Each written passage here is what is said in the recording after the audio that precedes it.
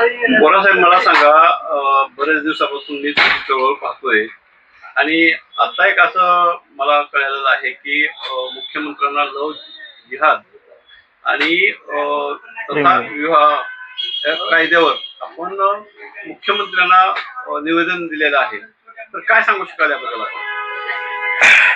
Sir कसं आहे माहिती आहे का, लव्ह जिहाद हा खूप मोठा विषय आहे, संपूर्ण भारताचा विषय आहे तो. लव्ह जिहादवर उत्तर प्रदेश आणि गुजरातमध्ये कायदा करण्यात आलेला आहे. आणि काँग्रेसच्या काळात, आता मला माहित नाही केव्हा कायदा त्यांनी 18+ मुलीनंतर पूर्ण अधिकार ह्या मुलींना जातो. विषय तो आहे. आता हा लव्ह जिहादमध्ये 4 दिवसाचं खोटं प्रेम, फसवं प्रेम, त्याच्यानंतर हे लव्ह जिहादमध्ये अडकवतात, त्याच्यानंतर त्यांना मारतात, यातना देतात मुलींना.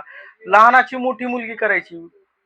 मुलगी जन्मल्यापासून 9 महिने पोटामध्ये ठेवून आईनं बापानं त्याला शिक्षण द्यायचं, मोठी करायची, त्याची लाड पुरवायची, सगळं करायचं. आणि 18+ झाली मुलगी की सगळे अधिकार तिला. हे असं कसं शक्य आहे?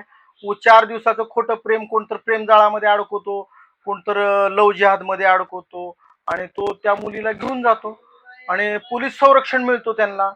हे खूप चुकीचं आहे. कारण की आम्ही लव्ह जिहाद ह्या विषयामध्ये भरपूर काम केलेलं आहे. लातूर शहर जिल्ह्यामध्ये टोटल काम झालेलं आहे आमचं.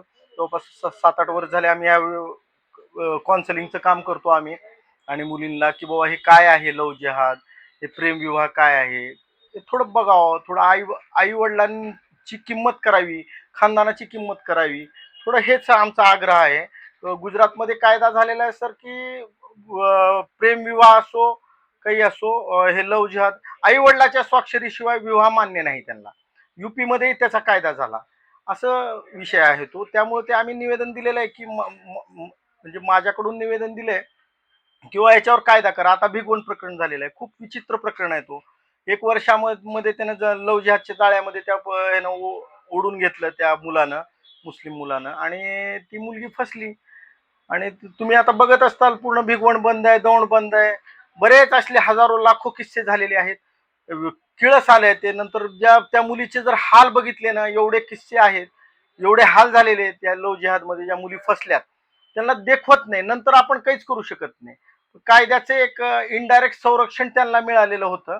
आता जर महाराष्ट्र सरकारनं माननीय मुख्यमंत्री देवेंद्र फडणवीसला निवेदन तर आम्ही माझ्यासारख्या हजारो लाखो लोकांनी ते पाठवलेलं आहे. बऱ्याच आमदारांना मी फोन केलेला आहे पर्सनली, आणि व्हॉट्सअप मेसेज SMS द्वारे बऱ्याच सोशल लोकांनी हे केलेलं आहे. या माध्यमातून जर ह्या अधिवेशनात हे कायदा जर मंजूर झाला तर खूप चांगलं काम होणार आहे आपल्या हिंदू जनतेसाठी. सनातनी हिंदू जी जनता आहे आणि आपल्या ज्या मुली फसतात, लाखो मुली गेलेल्या आहेत, त्या वाचतील. त्याच्यामुळे हे आम्ही निवेदन पाठवलेलं आहे सर.